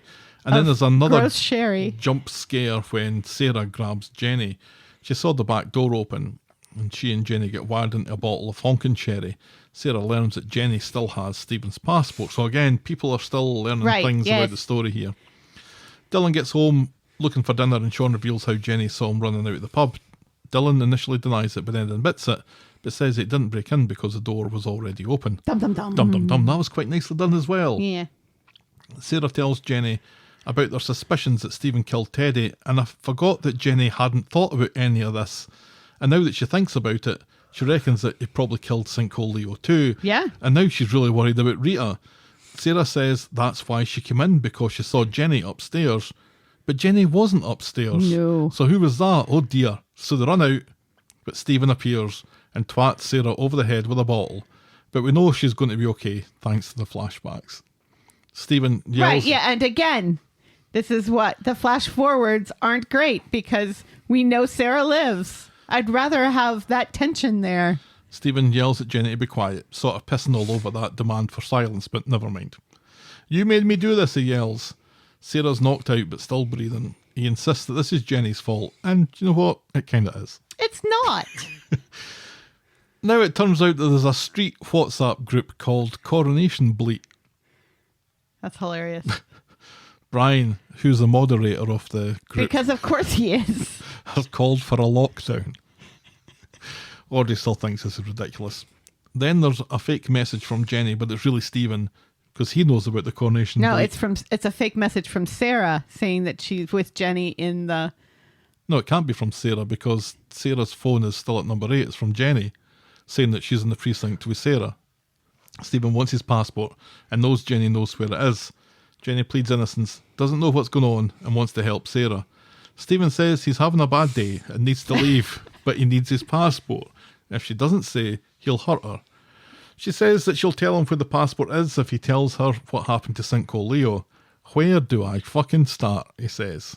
And then we have our brief little interlude where we go to the woods and we see a Walker is out with his dog and they come across Tim's cab in the middle of the fucking woods. Right. And apparently the guy does not think a fucking thing of Right, it. yeah. He just calls his dog back and they keep walking. It's like, did he not see the cab? Is he not curious about what his dog was over sniffing I mean, and whining? I mean, you can only be so interested in what your dog's sniffing on a walk, and sooner or later you get bored with it. But this is a taxi cab. It's a taxi cab in the middle of the woods. How often does this happen? I remember one time when Stelly was still in Girl Scouts, we were taking a hike out by McNamara Landing, and we came across like a 1957 Chevy convertible in the middle of the woods that had like sunken down into the ground and stuff, and the headlights were all busted up and the interior was all torn up and everything. And even that was kind of eerie, even though I had absolutely been out in those woods Oh yeah, spooky. for years and years and years. But like a brand new taxi cab? We had back when I worked for Prudential back in Stirling, somebody's car was parked in the car park for years And never moved. and never moved. And it started to get grass growing underneath it and stuff. And the windows would condense for some reason and stuff in the winter and what have you. And every time you walked by that, you prepared yourself for a wee fright that something was going to jump up at the window. And it's in a fully lit car park. So seeing something that's abandoned, there's just something about seeing something that's abandoned that Did no one ever think to call the police and have it towed? eventually, but we're talking years later, literally years later. After I left, it was after I left that it finally got taken care of. I think somebody might have died. But anyway. Well, one would assume. Well, we thought it had failed its MOT, so it couldn't be taken out on the road or something. But anyway. So, Stephen explains it was an accident and he just covered it up because Leo accused him of stealing from Audrey. Which he did. The house viewing, says Jenny, as more pieces of the puzzle fall into place for her. Stephen's mouth starts running away from himself and he confesses to everything. The whole setup with Leo's disappearance, how he got rid of his luggage and stuff, and how he took some photographs. And he confesses how he smashed Teddy's head in with a hole punch, a piece of office stationery. Yes. And how he actually quite enjoyed killing Rufus Houndstooth with his bare hands. She thinks he was going to kill her, but he reacts like this is the most ridiculous suggestion ever. He says he drugged Carla for money, he was going to marry Tim's mum for her money, and he did it because he didn't want to look like a failure again. He was washed up in Milan, but his mum thought he was a success and he wanted her to be proud. In that case, says Jenny, the passport's in my bag. Go before Audrey gets a chance to see you. Yeah, to see the real you. The chat seems to have done Stephen a world of good, though. Just getting that off his chest was I just know. so He's therapeutic. Like, oh, I'm so glad I'm able to speak to you. So he has never been creepier than in this scene. Right. He tells Jenny that she was the only genuine thing, and he tells her that he loves her, and maybe, do you know what? Maybe it's not too late for them, murder notwithstanding. But then Sean and Dylan and Adam pass the pub outside, and Jenny starts screaming. Stephen tells her to quieten down, and she needs him in the nuts. Sean calls the cops and manly Adam with his new haircut rips the boardings off the doors as Sally and Tim's mum arrive. Sean tells Adam about the broken door. Right? After he's ripped off. Oh, by the way, the door is wide open in the back. Inside, Stephen growls at Jenny to shut up, that no one can stop him. Then back from the near death, Sarah gets up and twats Stephen across the head with a chair just as Adam runs in. So I guess they're getting back together again. Stephen isn't knocked out and he hauls his 60-something ass up and holds a broken bottle to Jenny's throat. With the Rover's door open, Adam and Sarah and Michael walk relatively calmly out, followed by Stephen with Jenny, and he's still holding the bottle to her neck. The whole street is outside. "Where's Tim?" shouts Sally. Stephen orders our curmudgeonly David to fetch his car for a getaway. "Why does it have to be my car?" says David. And then there's like an extra walking in the background. Yes. Looking kind of concerned, and then like on his phone. And then apparently it looks like he's videotaping this whole thing. Jenny blurts out that, that might be important. Maybe. Jenny blurts out that Stephen killed Leo, Teddy and Rufus, and this last one seems to affect Michael particularly. Yes. "You used me to steal the money." Stephen takes one more opportunity to remind Michael how stupid and useless he is. "Give the boy a goldfish," he shouts. She finally twigged. And while we're at it, Carla deserves everything coming to her. Audrey comes along though, and this kind of shuts Stephen up. "What you doing, my love?" says Audrey. Meanwhile, in Nina's rolls, Carla's on the phone to Peter, who's still driving around. Rita tells Carla that she's worried about Jenny in the pub, so Carla goes off to see, and this makes Peter set off home. Audrey continues to talk Stephen down outside the pub. Sally says, "Yeah, before you do anything else, can someone tell me where Tim is, please?" Right. But Stephen denies doing anything to Tim as David shows up with his car. Stephen drags Jenny over to the car. Audrey warns him not to take Jenny in because once he does that, things are going to get pretty serious that can't get undone here. Jenny reminds Stephen that he wanted Audrey to be proud. Does she look proud now? Stephen looks at his mum, who just looks tired, and he drops the bottle, lets Jenny go, just as Peter comes heading round the corner and ploughs. Regina George's him. And ploughs right through. Right into him, sending him flying like a Canadian goose. The street gasps. "Oopsie," says Peter. Right. He actually does look quite shocked that he's done this. Right, he does. Michael runs to give first aid, but it's no good. Stephen is dead. Boo! Audrey's heartbroken. "Have you seen Tim?" asks Sally, but it's too late. It's too late. Later, Stephen gets the obligatory body bag shot as it's zipped up and loaded onto a funeral ambulance. Adam checks on Sarah just as she gets wheeled away to hospital with Michael. Sally and Tim's mum talk to Swain about Tim's still unknown whereabouts. Yes. At number 8, Audrey is sure that Peter murdered Stephen, and she tells In the police cold as blood. much, saying that Stephen was just in a muddle and didn't deserve this. David and Shona look at each other and say Right. nothing. And Nick, they're all looking at one another saying, "She knows he killed 3 people, right?" And then we see all the flash forwards again, how no one thought Stephen was capable of any of this, how Sarah didn't think it would come to this, how Carla was trying to protect Jenny, how Peter had to do something to stop Stephen. Talking to Peter in particular, Swain doesn't seem so sure of Peter's story, Yeah. that he was conducting this rescue mission. Stephen killed 3 people, he says. How do we know Tim isn't a 4th? And then we finally cut to Tim. He's in the boot of his taxi, stuck in the woods. As he wakes up, starts banging the inside of the boot And shouting for help Stephen. and ignoring the luminous pull cord that's in there. And that brings us on to this week's other hard debate.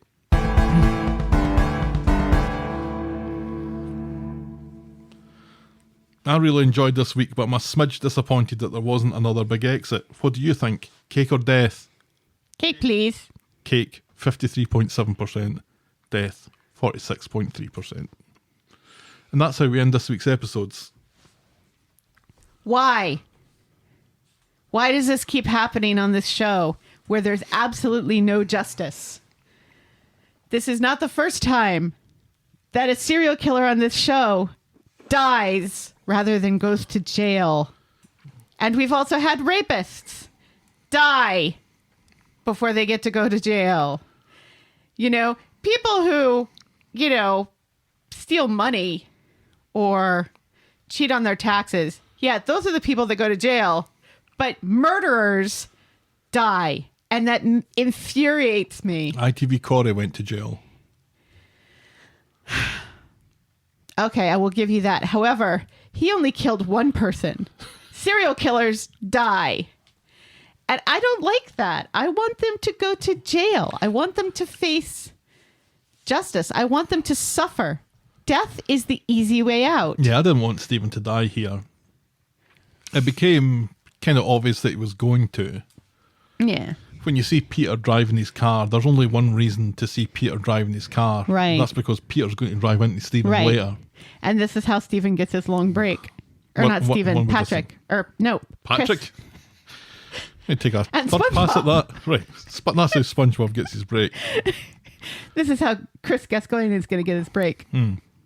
Which is good because I know a lot of people were worried he was going to die. I thought there was a good chance that he was going to die. I thought there was a good chance that Tim was going to die. And I And think he might still. as much as, even if he does die now, it's not Super Soap Week anymore. So it doesn't feel like it belongs as part of this storyline if he's to die over the weekend in the trunk of his cab.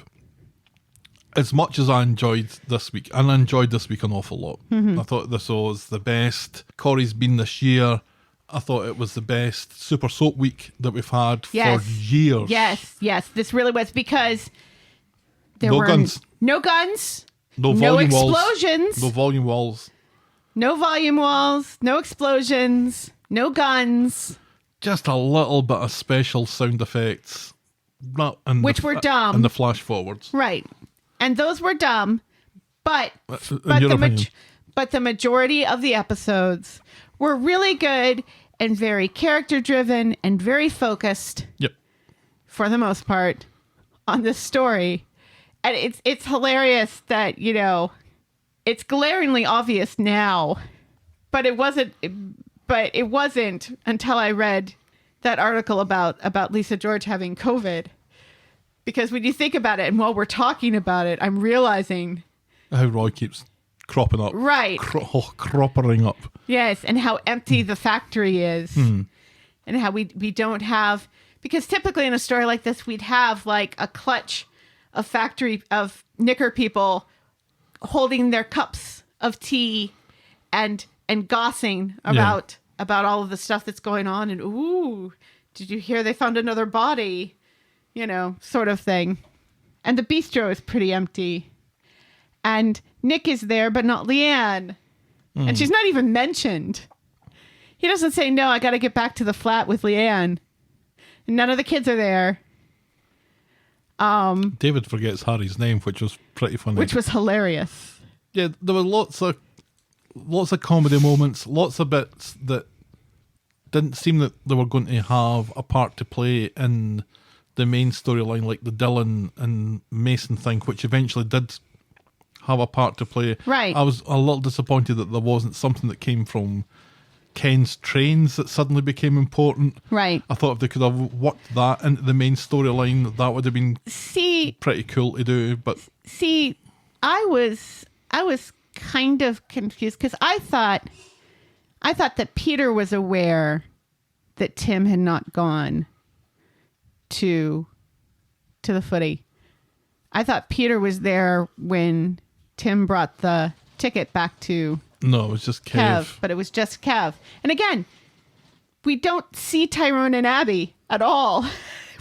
Tyrone and Abby are both called on the phone, but we don't see either one of them, and that was kind of weird. Yeah, you can't have everyone in, like, I guess, but it felt like a lot of the Platts were there, and Wednesday was basically, like I said, Platts Assemble, Right. and that was really good. And that was great because they're the best family. And yeah, there was just so much about it that I really enjoyed. There was an excitement about it. There was an excitement online about it. People talking about it. There was a real buzz and just feeling for the first time. I'm so disappointed that it isn't on Monday, Tuesday, Wednesday. Right. I'm so scunnered that we have to wait a day Right. till Wednesday and wait another day until Friday. Right. I just Well, some of us so do. much wish that they had taken out another major character. The plot armor on the major characters is far too strong. Right. We lost Sinkhole Leo, who was in 67 episodes over a year. Right. So, like 1 in 4 episodes. Right. We had Teddy, who was in 21 episodes. So, less than 90 between the two of them. Right. Rufus Houndstooth doesn't even have an entry on Corripedia. Really? That's shocking to me because I was a little surprised at that as well. because he's such a larger than life character. You think he would absolutely be included. So 3, no offense to the actors or the characters, 3 bit part players. And that's all that Stephen takes out, and then he dies himself at the end. I would have much rather Stephen survived Yeah. and Tim died. Or Right. Peter died. Or Sarah. Again, with the female death wouldn't have been great, but Well, because but at the end, right, it could have yeah. worked. It could have because worked. we always said when he takes out a woman, that's it. He's Yep. done. So And he almost takes out a woman, but I really, really wish, because it has left a little bit of a anticlimax to it, Yeah. because that's it. yeah, That's it over now. Well- he ain't killing anybody else. no, but we still need to find Tim. So there's at least that kind of I hanging in the balance. honestly don't think Tim's in any danger now. If they were going to kill him, they were going to kill him in Super Soap Week. Yeah, And it feels like such a missed opportunity. yeah, they really should have killed him. I would have been sad because Oh, I don't Tim want and him to Sally, die. Tim and Sally are so fun together. Yeah. But yeah, it really felt like he needed to kill somebody else, especially since the cast is so huge now. Yep. There are so many people in the show now. It does feel like it would be nice to kill some of the older characters off just to give more breathing room to some of the people who've been introduced over the past few years. You know? It feels like it kind of feels like the US Senate in there, if you know what I mean. There are definitely some characters that have served as much as they're going to do dramatically and storyline wise that have probably outstayed their welcome a little bit, that are there as kind of parts of the furniture rather than being active contributors to storylines and drama and intrigue and stuff. I wouldn't necessarily say that Tim is one of those characters. No, absolutely But- not. But, I mean, It would would it have been the end of the world, Corey-wise, if he died? no. I think it would have maybe given Sally some incredible scenes Right. to deal with. Yeah. Yeah. And then what's next for Sally? What's next in Sally's life? And poor Tim's mum, who's Right. just reconciled with her son relatively recently, losing him so quickly in such tragic circumstances. Right. And who also almost became a victim of Stephen. Remember, he was going to kill her. Yep. But then he found out insurance doesn't pay on suicides. Yeah, I mean, there were so many positive things could have come out of poor Tim's death. Mm-hmm. Just a shame they didn't take it. But I'm trying not to take too much away from it. I'm trying not to be too negative about it because genuinely and in general, I really enjoyed this week. Right. I thought it was great fun. I really liked the behind the scenes things from the stuff that you saw that were going on in the waste ground, because I heard Stephen talk in his natural voice, Todd Boyce. He's got the strangest accent in real life because it's not really American, it's not really English, it's a little Australian, and it seems that he moved to Australia when he was young before moving to America, so he's got this really odd accent that doesn't really fit in anywhere, but the voice that he's doing as Stephen is acting. That's not his normal voice at all. And yet it's so very Ohio. Right. He's got the Midwest down Yeah. to a T. Yeah. I don't know if you thought of it as highly as I did, but I really it was enjoyed a really, it. really good week. Like I said, the only thing, I mean, there were a little niggles here and there, like the dog walker and stuff, and Tim tying his shoes. and the time it takes to drive to Liverpool. Yeah, Tim Tiny Shoes. That was the only way Stephen was Without banana skins or something that he could have slipped on. I mean, come on. Maybe some banana shallot skins.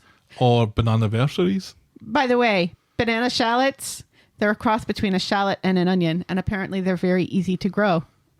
Oh, there we go. Infotainment. Yes. So yeah, no, I really this is perhaps my favorite Super Soap Week. Oh, I think it's mine, certainly for the time that we've been doing the this podcast. show. Yeah, definitely. Yeah, this was the best. It took me to remember what last year's was. Yeah, it was the volume wall. With the volume wall and It was Kelly. and Addie jumping in front of a bullet. Right. Remember when Addie jumped in front of a bullet? Coronation Street was the year before that. It's been 2 years since the floating gun. I know. And we go on about it like it was yesterday. Because it was so very stupid.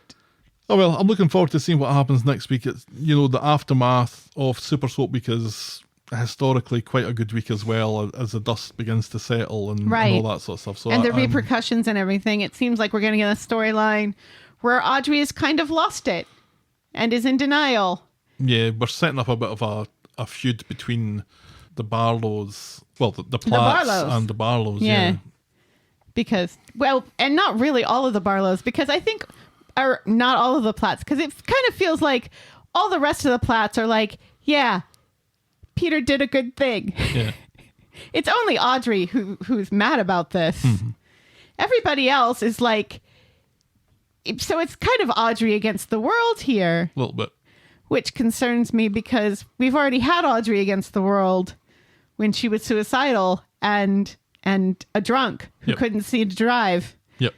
And didn't she bump into somebody? Didn't she almost kill someone with her car? I kind of feel like that might have been a thing. Yeah. There was something to do with her car, wasn't it? Right. Yeah. And then there's the hunt for Tim, who scientifically should be dead now because he was knocked out for over 24 hours. Well, let's see if he comes back after 3 days. All right. Ah. That was the week that was Coronation Street. Helen, tell me your moment of the week, please. Oh God. This is hard. Mm-hmm. Because there were so many great moments. Lots of great moments. I kind of feel like it's Platts Assemble, isn't it? Which bit? Like when they're all around the couch and it's the first time that David verbalizes the fact that Stephen probably killed Teddy and that was probably his car thing, and then everybody checking their own accounts. Yeah, David accusing Sean of being on Wordle. Right. And Gail with the face thing. Yeah. Yeah. God damn it. That is our moment of the week. Platts Assemble. Platts Assemble. Boring moment of the week. Ken's birthday. Ken's birthday party, bless his heart. And the stupid train trains, thing. All the trains in the magazine. Oh, how Daniel laughed. That is our Boring moment of the week. So we come to our score for the week. Yes. What are you giving it this week, Helen? I think I'm giving it a 9. I am also giving it a 9. Oh. I was thinking 9.5. I was kind of thinking that too. But, the lack of major character death has taken a little sheen off it. And Stephen dying and the foreshadowing. But a 9's a good score. A 9's a great score. 9 is the best score that we've given since we started giving scores. Right. And you know what? Even when we weren't giving scores, I can't really think of very many other weeks that were a 9. Yeah. An excellent week. Well done to everyone involved. Absolutely. Really enjoyed that. This proves that we can do Super Soap Week without guns. We can do it without explosions. With characters being themselves. There is more than enough drama from this ensemble to Absolutely. mean that we don't need anything exploding. Right. Well done, everybody. Yes. Well, that about wraps it up then. This episode was brought to you with thanks to our friends of the podcast, Daisy, French Helen, Pickles, DT, Trisha and Wendy. If you've ever found a car in the middle of the woods and done nothing about it, Writing to tell us about it, we're the talk of the street at gmail.com, and we're at Corrie Podcast on Twitter, Facebook, Instagram, Threads and Blue Sky. I'm far more active on Instagram now than I ever was. Well, that's good. You can shout me and Helen a coffee or become a friend of the podcast by heading to ko-fi.com. That's ko-fi.com/the talk of the street. Check out the clicky section of voggle.co.uk for links to our merch store and YouTube channel. And if you're so inclined, please leave a rating and a review on the iTunes or your podcast provider of choice. And be sure to check out our pop culture sister podcast, The List of Lists. Yay. Thanks for making it to the end of another episode. And we will be back next week with more I'll talk of the street. The Talk of the Street. Bye. Cheerio.